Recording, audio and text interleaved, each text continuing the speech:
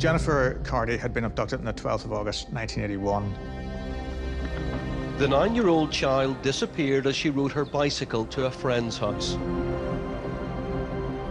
There's no words that I have that I could tell you what it feels like to have a child missing.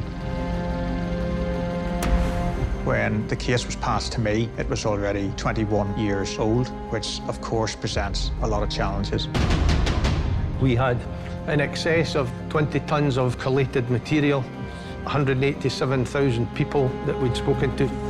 In a community that had seen so much violence, Jennifer's case still had the capability to shock. We might see a girl on her own someplace and saying, could I, should I, will I? If I had have known who had taken my daughter and killed her, I would have killed them.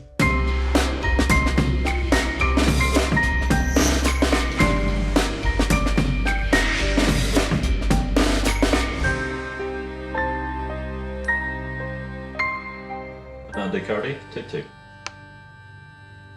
I'm Andy Cardy and Jennifer was my daughter.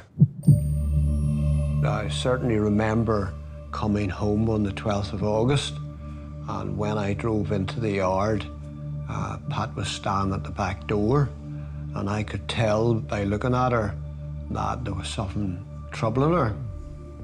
And when I got out of the car and asked her what was wrong, she says, Jennifer hasn't come home. Earlier that day, Jennifer had taken her bike and cycled to her friend's house. Went to the house she was supposed to go to, and she never arrived there. And then we went round other houses and farms that we knew that she knew, and possibly she went to one of them and stayed, and we drew a blank.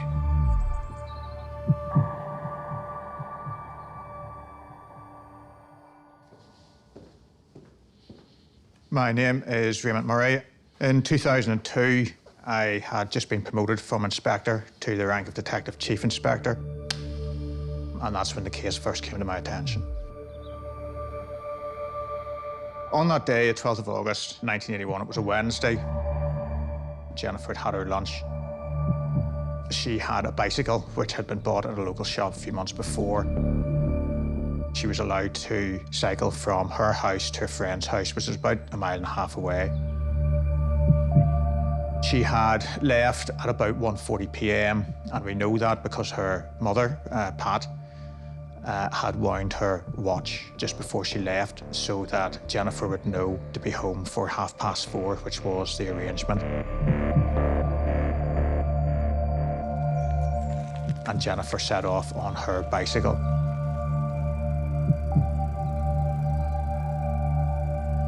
Some neighbours believe that they did spot Jennifer on the bicycle a short time later.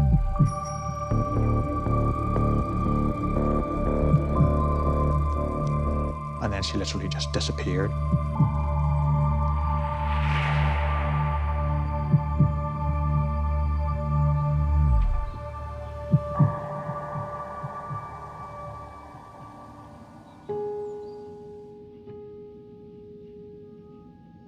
Jennifer had left from the family home in Ballinderry, County Antrim, where she lived with her parents, Andy and Pat, and 3 siblings. She was great. She was like me, really happy all the time. Just a typical wee girl. Loved her friends, loved her family, loved family outings. Everything she did, she sparkled. Like children do. She just really was a lovely child.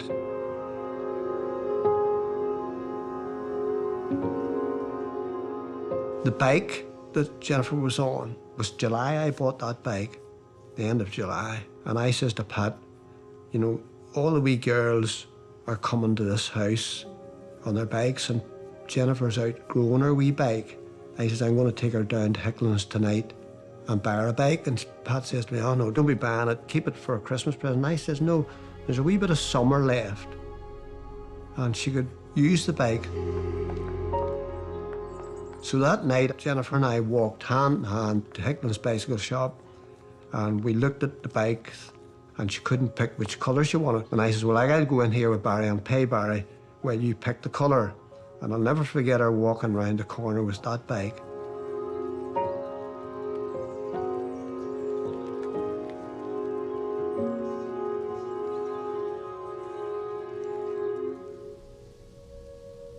The bike was found that night, very wet night, and it rained very heavy.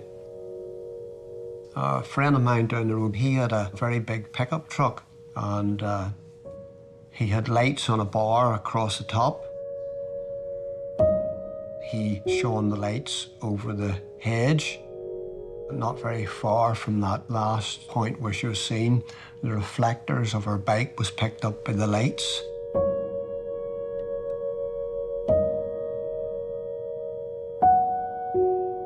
That's the moment it pivoted then from being a missing persons investigation into this was an abduction. That night we didn't get any sleep. What it does to you mentally and what it does to you physically is just beyond any description that I can give you.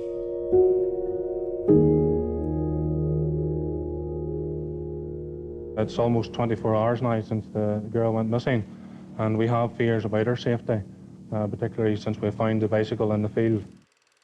And of course, at that stage in Northern Ireland, the army had a huge footprint. And even though this had absolutely nothing to do with terrorism, they diverted resources, foot resources, vehicles, even helicopters, to search for Jennifer.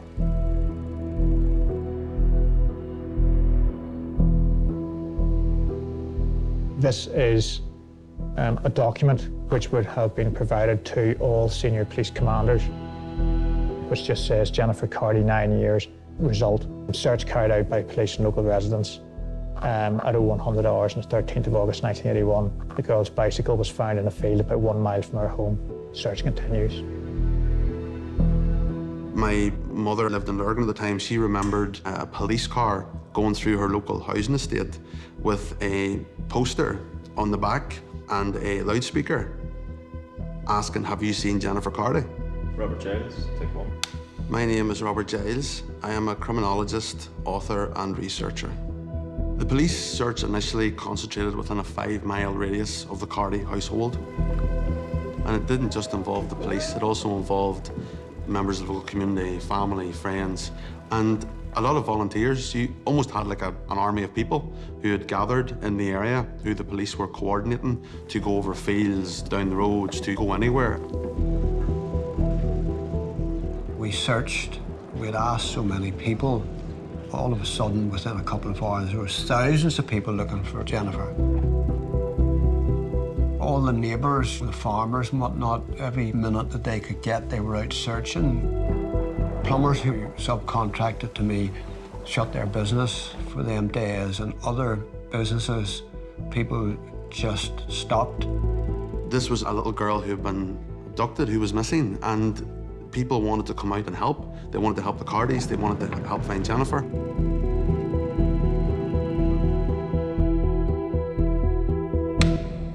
My name's Chris Moore.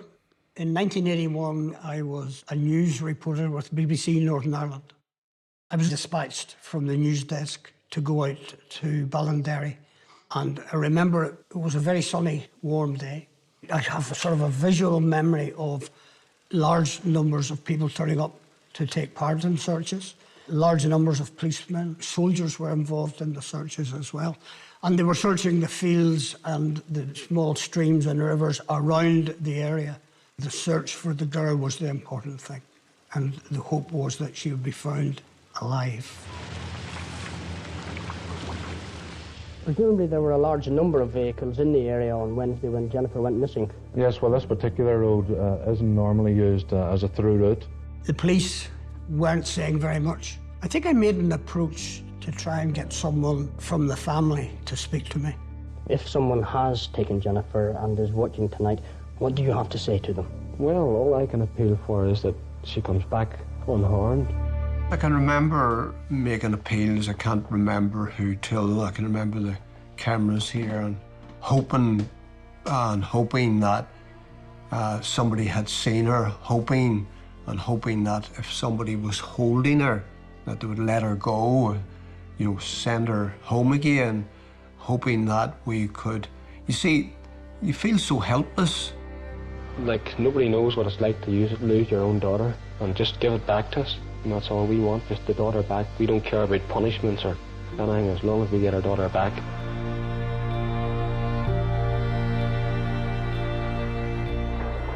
For the family, I think it was extremely difficult, and especially for two people like Pat, who sadly died recently, and for Andy. I don't really think that they wanted to be cast into the media limelight. That was not in their nature. What can you do? All you can do is sit and wait. If somebody offers you an olive branch or offers you a straw, you would grab hold of that straw. You would do anything to get your child back. I'd have to say that we very much appreciate the assistance that we have had from the general public, and in particular the people who are living in and around Achillee and Ballinderry. They have assisted magnificently in the search. Wendy Austin, take one. Well, that summer, 1981, was pretty full on. I was a reporter at that stage. You woke up in the morning, you listened to the news, and you thought to yourself, well, which one of those awful stories am I going to be covering today? I remember all those people sitting with that photograph on a printed sheet on their knees. And I think the community around Lisburn, well, it wasn't just the community around Lisburn. People came from really quite far afield to join in and to look for her. As the days passed and Jennifer Cardy hadn't been safely returned, you had more and more worries that it wasn't going to end well. Every day without news means you've some hope left, but yet every day without news seems to take some hope away. I had not left this house for the 6 days. My brother-in-law called, he said, Andy, I would like you to come down to the police headquarters just to see the extent of this search and see the effort that the police have put into it, and the army and all the armed forces. So I agreed with him to go down, and we met the senior policeman who I already knew, and we talked, and all of a sudden he was called away. A member of the public had contacted the police with a potential lead. On the 18th of August, 1981, 2 men were at a place called McKee's Dam,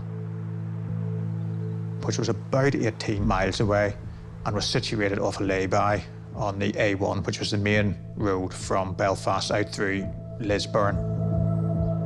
And they'd gone to assess the area, was it going to be good for shooting ducks? They saw something just beneath the surface of the lake. They saw some bit of clothing. They got concerned that it was Jennifer's body. And they went directly to the local station at Hillsborough and informed the police. Jennifer Cardy's body was found in a pond beside a lay-by off the main road between Belfast and Dublin.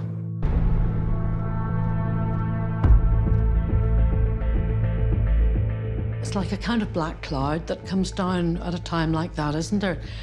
Where you've been hoping against hope, and then that call comes in that a child's body has been found, and you just know that the bottom has dropped out of the Cardy family's world, really.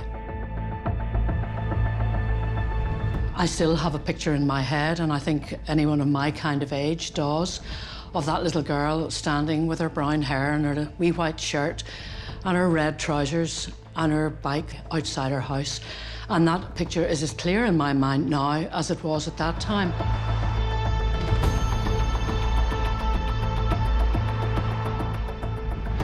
Her body was found just behind us here in a small pond. Can you remember if you were travelling on this road? I was here. A huge investigation by 1981 standards then commenced. So did you notice any other vehicles parked about the road here? And I suppose it shocked the community in ways that we thought we were beyond shock, because no matter what we did to each other, no matter how horrendous the streets were and problems with paramilitarism and terrorism, we didn't do that.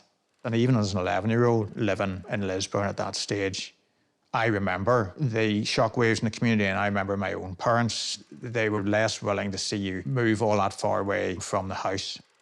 I think it was the end of a period of relative innocence, that something as horrible as that could happen in a country lane in Northern Ireland. I know that sounds ridiculous given what else was going on at that stage, but the Troubles were separate from that. This was real kind of country life, if you like.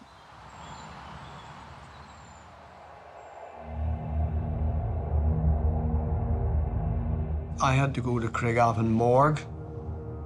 Pat wanted to go with me, but I wouldn't let her go. I said, no, Pat, look, I'll do this. You stay at home with the youngsters. So I went to Craigavon morgue, and I'll never forget that. When you look at your daughter, who'd been in the water for so many days, and I asked them to open the body bag right down to the bottom so I could see all of her.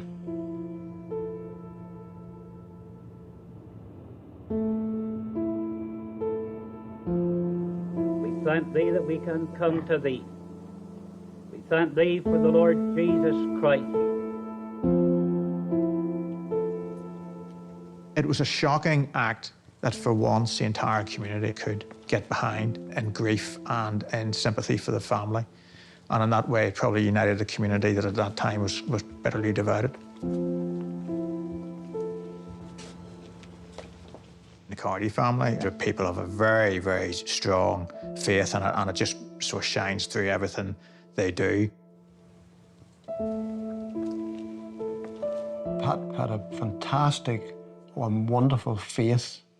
So she had, and that faith was really her strong point. I didn't have as much faith at that point.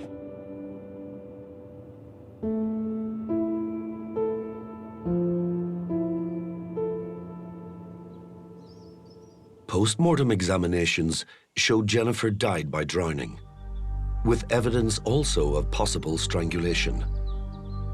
And further evidence showed signs of sexual abuse. The post-mortem would indicate that Jennifer was the victim of some form of sexual assault by her killer. Like, if I had have known who had taken my daughter and sexually abused her and killed her, I would have killed them. Like, I would have most definitely done that.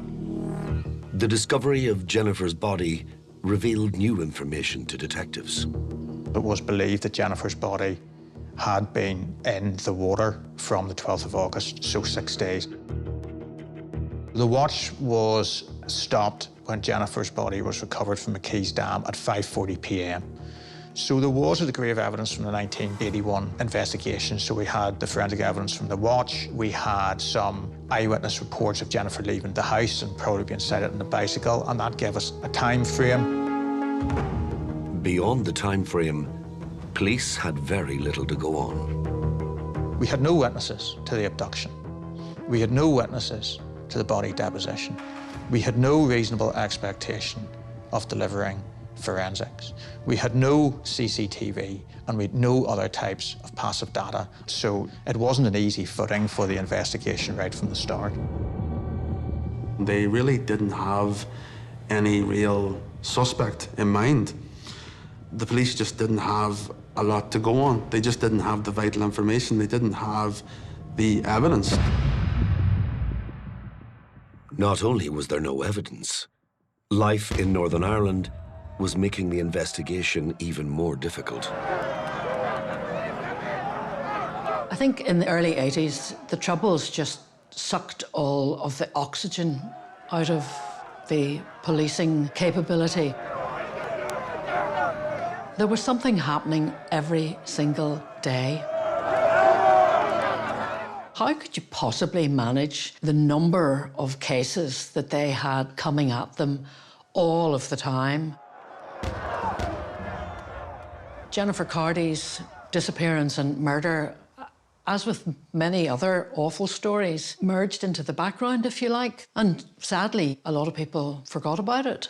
No one who was involved did, obviously, but the rest of us moved on.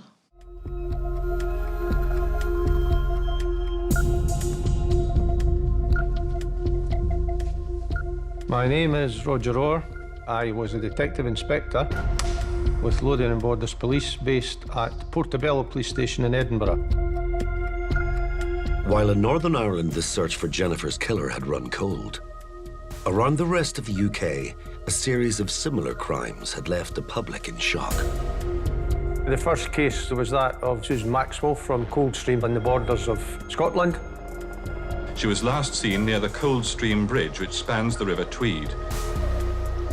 She had been abducted in July of 1982, and her body had been discovered many, many hundreds of miles away in Uttoxeter in Staffordshire. Similarly, in July of 1983, Caroline Hogg, a 5-year-old girl, had been abducted on the promenade beside the beach in Portobello in Edinburgh. Caroline's parents, John and Annette, appealed for help. They want that back. They want them back now. And her body found murdered, dumped in a lay-by near the village of Twycross in Leicestershire. There are so many inquiries which have been concluded, and there are no new lines of inquiry coming in. In 1986, 9-year-old Sarah Harper, who lived in the small village of Morley in Leeds, was abducted on a wet night in March. Her body was found on Saturday on a stretch of the River Trent at Wilford, near Nottingham. All 3 girls had been sexually assaulted before being murdered, just like Jennifer. So 3 very similar abductions, when looked at together, provide a linkage and a reason for investigating them as potentially the work of one killer. Unlike today, when there seems to be such a great reliance on forensic evidence derived from a whole range of sources, video from cameras in the street or in private dwellings or in cars, and none of these things applied. Instead, detectives relied on witness statements, employment records, and door-to-door inquiries. We had in excess of 20 tons of collated material, 187,000 people that we'd spoken to, 60-odd thousand statements taken, 250,000 vehicles traced and their owners interviewed. And there was not one single piece of forensic evidence which at any time linked any of these crimes. But suddenly, a breakthrough. A 4th abduction in broad daylight was about to confirm that one man was behind all these horrific crimes. It was a very warm July day in 1990. His victim comes out of her house only a short distance from here. He's driving past, he sees her, looks ahead and sees this entranceway here and thinks to himself, I can block her on the pavement.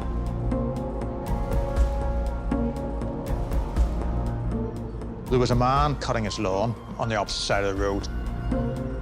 Saw the van parked ahead of her. Saw the girl go behind the van and not re-emerge. He rang the police. The police responded, and they were actually talking to the man when the neighbour saw the van coming back the opposite way through the village and said, listen, that's the van, that's it. The police officer steps into the middle of the road here and signals the van to stop, and it does stop. In the back of the van was a girl, stuffed in a sleeping bag with a cushion cover over her head that had a drawstring drawn tight. She was actually very close to dying. Just like Susie, Caroline, and Sarah, this girl had been sexually assaulted. The alarm bells were ringing from minute one, basically. I mean, these things don't happen every other day by any stretch of the imagination. The manner in which the girl had been forcibly abducted in broad daylight, literally snatched, bundled and bound in the back of a van, very seriously tied up, her mouth taped, her hands tied behind her back, cushion covers over her head and placed inside a sleeping bag. This was somebody who had clearly done this before. Robert Black had been unknown. He'd had some juvenile offending way back as young years, but for a long period of time he was completely unknown. He was a Scot, he was based in London, travelled and worked delivering posters for the advertising industry throughout the UK. And he literally used his work vehicle as his home, with mattresses, bedding. So he lived his life on the road, he had complete freedom, he was accountable to no one, and we were beginning to find out had a lifelong fascination for prepubescent female children. He drifted about the countryside doing his rounds, and all the time he was doing that, it appeared as if he was fighting an urge to stop and have sexual contact with a child. The van, if you like, was his weapon. He was described to me by one psychologist as a heat-seeking missile. He was ranging the whole time. His radar was out in front, he was ranging. But as soon as he was locked onto a target, that was it. When he's awake, whether he's working or he's not working, he is constantly fixated on young female children. Within weeks, Robert Black was convicted of the Stow abduction. Robert Black was jailed for life at the High Court in Edinburgh for abduction and sexual assault. Sentencing him, Lord Ross said he'd carried out this crime with chilling, cold calculation and cunning. Detective Orr was convinced Robert Black had committed further crimes and began working on a nationwide investigation. It was the old hard yards detective work. Basically, we had to look at his journeys, we had to look at where he was, when he was at certain places, what times he was at certain places, how could we place him there. We could use his petrol card, we could use his delivery information, and his wages. So by linking these three elements together over time, we were able to suggest that, yes, Robert Black was in Coldstream, Robert Black was in Edinburgh, was in Portobello, was in Leicester, was in Morley. Less than 4 years after his first conviction, Robert Black faced trial again. This time for the murders of Susan Maxwell, Caroline Hogg, and Sarah Harper. To a great sigh of relief, the foreman of the jury gave a verdict of guilty on the first charge. That was the abduction and murder of Susan Maxwell. And the rest followed. Huge, huge relief. The judge then sentenced Black to life in prison, recommending that he serve a minimum 35 years for each of the 3 murders. The judge said, "You are an extremely dangerous man. Take him down." Black was now in prison for 3 murders. In Northern Ireland, the case of Jennifer Cardy was still unsolved. Then, in 2002, 21 years after her death, the case was reopened and given to Raymond Murray. Shortly afterwards, he began to consider serial killer Robert Black. When the investigation was handed over in 2002, it actually didn't feature Robert Black particularly. So we began to look into it in more detail. In the 20 years since Jennifer's murder, advances in forensic science should have allowed Detective Murray to recover crucial evidence. But the legacy of the Troubles was inescapable. The authorities estimate that last night's huge bomb explosion in South Belfast caused at least £20 million worth of damage. In 1992, there was a huge IRA explosion. The bomber's target was the Northern Ireland Forensic Science Laboratory. The van, packed with explosives, left on the road outside, and the damage enormous. We believe exhibits belonging to the Jennifer Cardy case were lost at that stage. Those who blew up the forensics labs did it for one reason, but on the other hand, something like the investigation into Jennifer Cardy's disappearance was collateral damage. Now, 4 years after the signing of the Good Friday Agreement, peace in Northern Ireland freed up a wealth of police resources for the re-examination of cold cases like Jennifer Cardy. So Raymond Murray requested every single piece of evidence from the Robert Black investigations. We were dealing with the combined investigative efforts by that time, 8 years of intensive police work by 6 police forces throughout the UK, which had amassed tons, literally tons, of paper evidence, index cards, statements, vehicle records. So we had this vast library of information.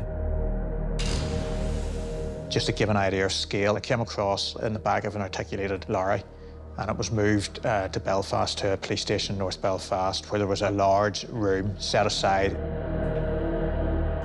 It was set out in racks, put in plastic storage tubs, labelled, documented, audited, sealed.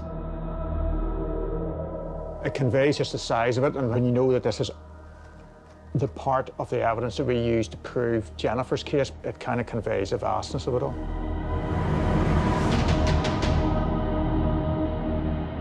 The team opened box after box. Slowly, they began constructing a timeline of Robert Black's delivery schedule from the paper evidence.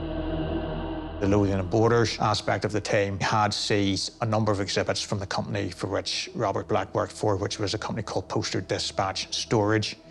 And in amongst that were invoices and petrol receipts and petrol coupons that tended to show Robert Black's travelling throughout the UK, and that indicated that at times he would have been in Northern Ireland. Detectives wanted to establish Robert Black's location on August 12th, 1981, the day Jennifer was killed. Key to this was a delivery route known as the Ireland Run. Didn't matter whether it was Northern Ireland or the Republic of Ireland, they just called it the Ireland Run. At times, it included deliveries to Dublin. Now, that was absolutely critical for the investigation. If the deliveries that we believed Robert Black were on the 12th of August included Dublin, he did not have time to abduct Jennifer Cardy. If the postal deliveries did not include Dublin, well, then he probably did. The team discovered that in 1981, special insurance was required to bring a UK-registered van across the border into the Republic of Ireland. We were able to dive into company records, which we still were able to find. If they were going to Dublin, they needed green flag insurance at that stage in 1981. And we were actually able to identify that they did not have green flag insurance, which indicated that the run had been within the confines of Northern Ireland only. It was progress, but didn't prove Robert Black drove the van. So the team turned to the thousands of petrol receipts gathered as part of the Scottish investigation. The drivers for PDS each had an individual card. It was their personal card, and when they needed petrol, they could pull into a number of different types of petrol stations, BP, Shell, Mobil, produce the card, and that was how they paid for the petrol, and they had to sign the docket, and they had to put the registration number of the vehicle they were in at that time on the docket. They searched for Robert Black's signature on a Northern Ireland docket. But we didn't have it. Unlike some of the other investigations, Harper Hogg, Maxwell, we had no petrol receipt that put Robert Black in Northern Ireland. But Detective Murray was convinced that somewhere in the 20 tons of paperwork was the evidence they needed. Drivers for PDS, Postal Dispatch and Storage, were paid in two ways. They got a weekly wage, flat wage, but they also got a bonus. And the bonus depended on the runs that they had done. The Ireland run normally attracted a bonus of £50. The bonus wage book had been found, and for the week of the 14th of August 1981, Robert Black had been paid £50. Robert Black was in Northern Ireland, but they still couldn't put him near the abduction. We spoke to all the drivers, and we rapidly established that Deliveries to Northern Ireland always included Belfast, Dunmurry and Newry, and Newry became really, really important.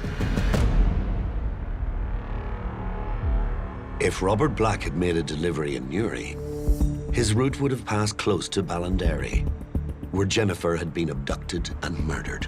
Even after all those years, we found a witness that had previously not been found, who owned poster sites in Newry.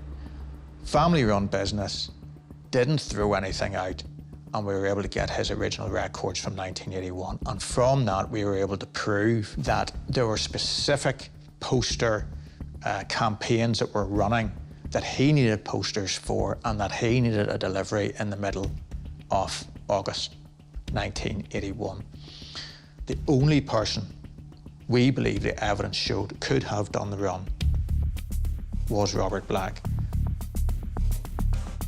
And that is the story of the Cardy investigation. It was about tightening it and tightening it and tightening it by layering on the evidence to build the circumstantial evidence to such a degree that there was no other reasonable explanation other than Robert Black did it.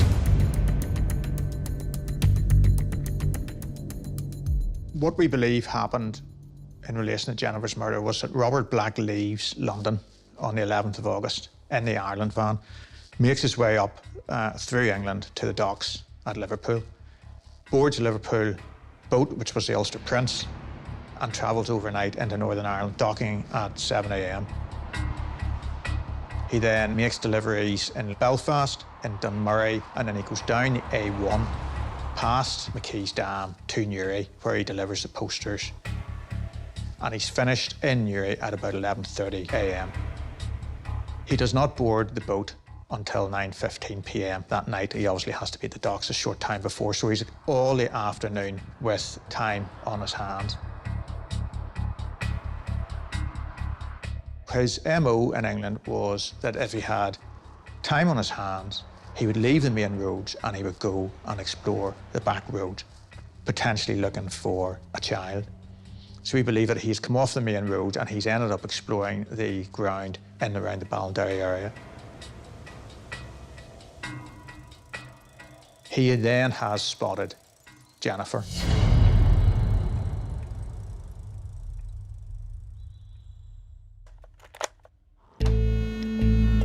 Okay, this interview has been tape recorded. The interview is being conducted in an interview room at Antrim Police Station. The evidence so far was only circumstantial. Police hoped an interview with Robert Black himself might change that. The date is Monday, 16th of May, 2005, and the time from the clock on the wall is 14:49 hours.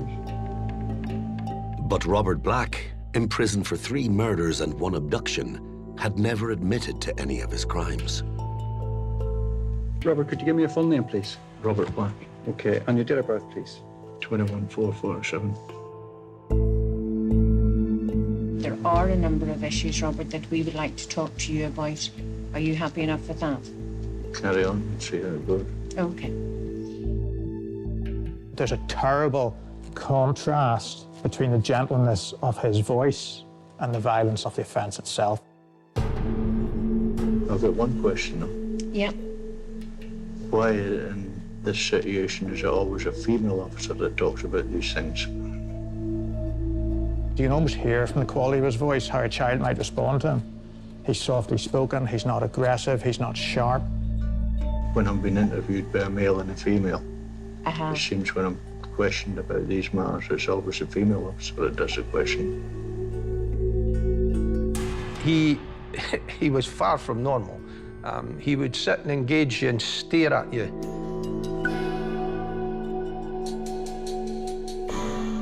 And then he would drop his eyes.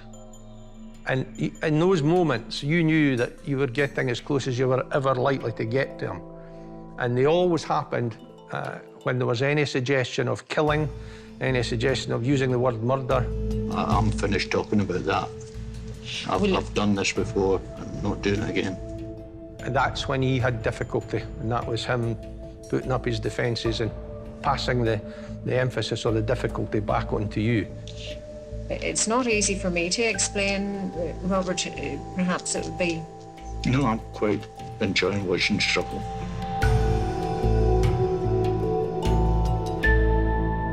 Robert Black's an interesting character. He loves driving.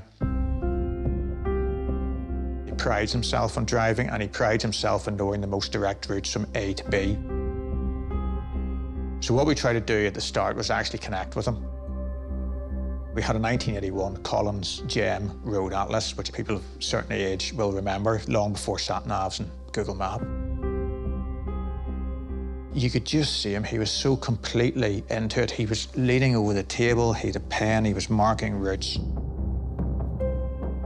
It developed a good rapport within the interview room.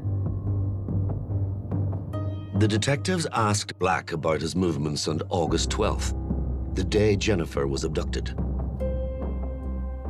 The evidence was very gently then beginning to get loaded into him in terms of the bonus book, in terms of the van. Do you accept that you did the Ireland run that week? Yeah. You do. And what we would suggest is that you set off from London, obviously sometime on Tuesday, the 11th of August. So in effect that you would have been in Ireland from the morning of Wednesday, the 12th of August, until that evening. Yeah. Black next described a fantasy he used to have when he was driving. I'd be driving along and see a young girl. I came to a sort of Rubicon moment, and we all knew it, and we all held our breath. I'd get out and talk to her and try to persuade her to get into the van. And take her somewhere quiet. Mm-hmm. And take her into the back of the van. He strangely seemed to be engaged with it. And whether it was a combination of that and the fact that he was being interviewed by a woman detective officer at that time as well, brought together some elements that none of us had really considered before. And, well, can you describe to me, in your fantasy, what the country situation would be like? Well, it was just a narrow road. It was going downhill. And way at the bottom of the hill, where the road curved away, there was a house set back from the road a bit. And it was the only house in sight. Mm-hmm. As we listened to him go through those details, and as we overlaid that against the details of the case, we began to realise it was more than the generalities of what his sexual desires were. He was actually setting it in the context as much as he felt he could dare of the case. And you could see that probably most starkly we felt in the description of the perfect scenario. He talked about the high hedges, the lonely road sweeping round the bend with the house set back, and we thought, right, well, that's where Jennifer went missing. He would always say that he had kept control, that he had these fantasies, these daydreams about his feelings towards young girls and what would happen. But what he didn't realize was that when he told Pamela Simpson what this fantasy was, what this daydream was, it was actually what really happened. He effectively relived the murder of Jennifer Cardy, or at least the abduction of Jennifer Cardy, as what was essentially a fantasy for him. But it really was, to all intents and purposes, an admission, a coded admission, if you like. So the police, in a way, did get a confession out of Robert Black. And that was the point we thought, right, we've made a breakthrough. But was it enough to secure a conviction?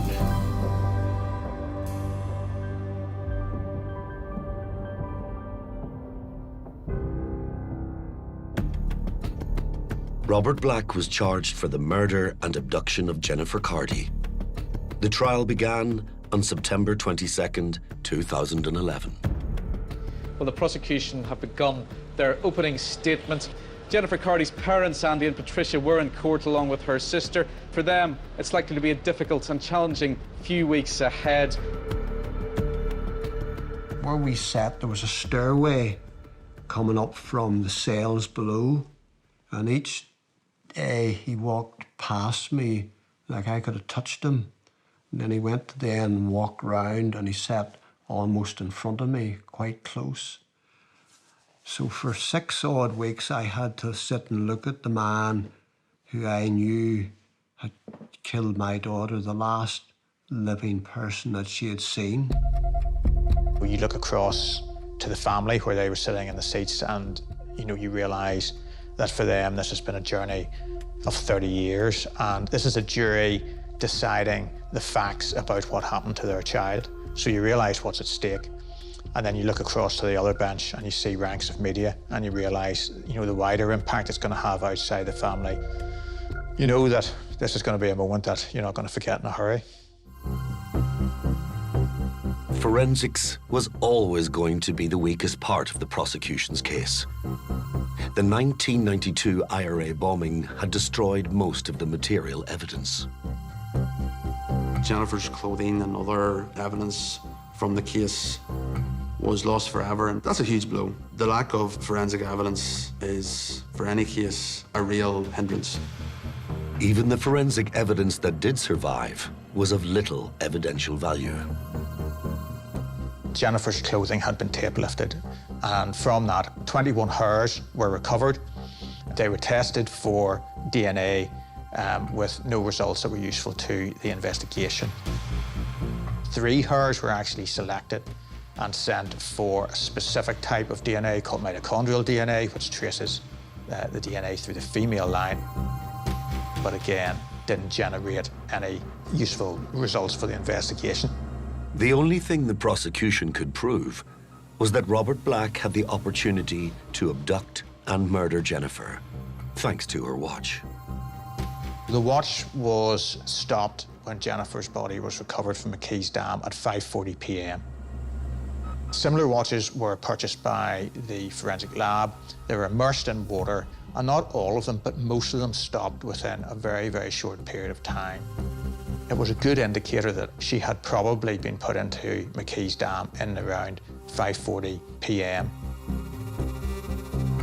The time frame suggested Robert Black had almost 4 spare hours before catching the ferry back to England.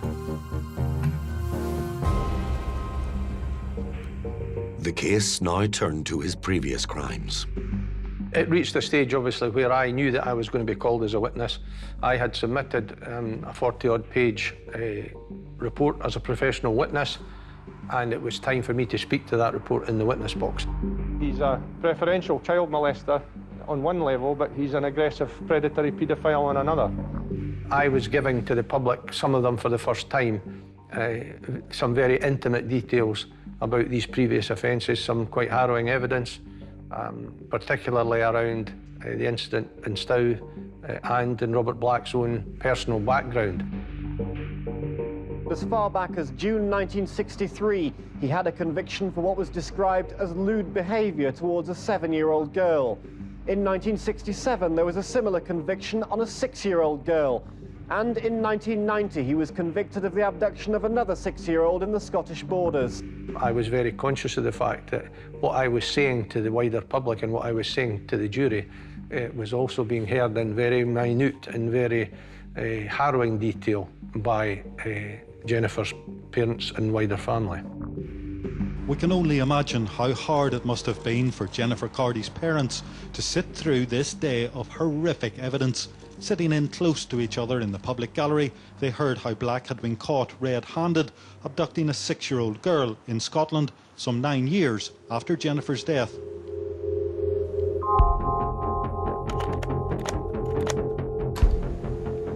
The interview is being conducted in an interview room at Antrim Police Station.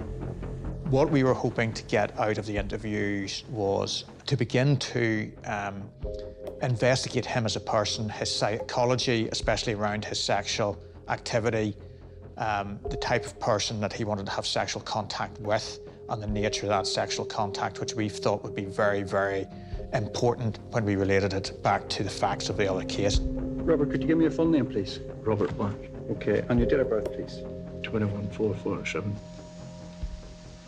All of a sudden, they played tapes of Robert Black being interviewed in Antrim crime suite. We might see a girl on her own someplace and saying, could I, should I, will I?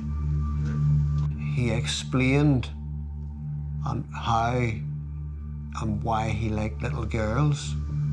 I'm not exactly proud of the way I feel towards young girls. Like, there's a part of me that knows I'm wrong, that knows that it's wrong, that I shouldn't be doing things like that. I shouldn't even be thinking things like that. And he explained other things that he did to himself when he was with these little girls. And it was such a shock. But there's the other part that says, you like it, go on. In my imagination, I could never imagine a man wanting to do what he wanted to do in a little girl.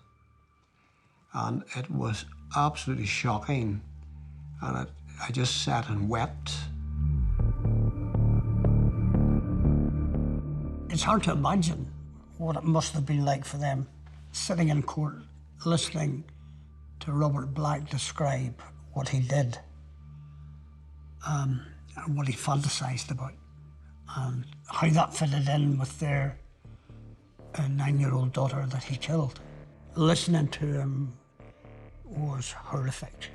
It gave you shivers up your back. You just felt horror and loathing of that man. That was probably one of the most horrendous memories of the trial. It was listening to them tapes.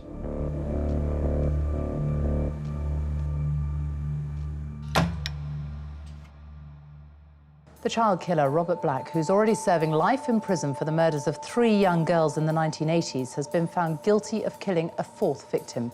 9-year-old Jennifer Cardy went missing in County Antrim in North. There was just a moment where you think, right, at last the family have got actually what they deserve to get, which is, you know, knowing what happened, somebody convicted, some degree of surety, and not an end to the story, because they will always live it forever, but this bit of it, the criminal justice bit of it, at least has come to some sort of defined end after all that time. At the beginning, when she went missing and then she was found and we buried her, and there was nobody ever caught for a murder, I had revenge in my mind. For the last 6 weeks, we have had to endure and listen to how Robert Black kidnapped and sexually abused and murdered our daughter. We heard things that, in all honesty, was not even in our imagination.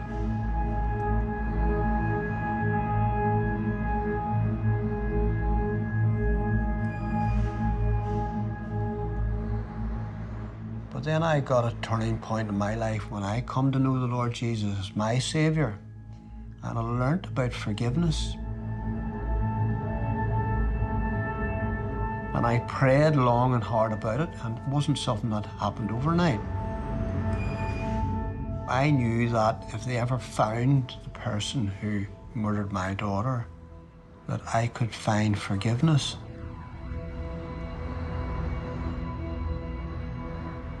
One of the few, I suppose, positive moments that came out of this whole thing was meeting the Cardy family.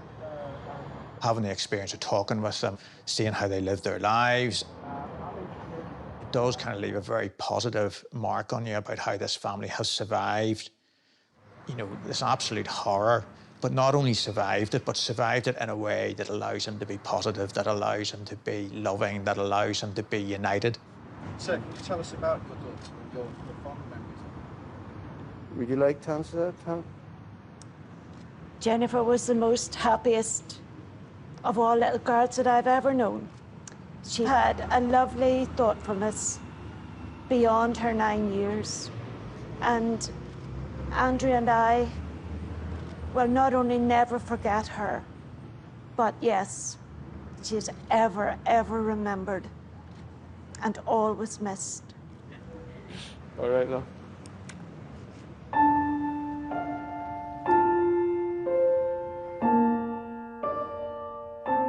After we'd met the press, I went into the court to speak to the clerk of the court, to thank her. She says, Andy, I have to tell you something. And she says, I've never sat through anything like that in my life. She says, the first time I've ever seen the prosecution cry. The first time I've ever saw the defence cry. She says, it's the first time I've seen all the jury cry. It's the first time I've seen the police cry. She says, the first time I've ever saw the press cry. And she says, the first time I've ever cried. Such was the atmosphere in that court.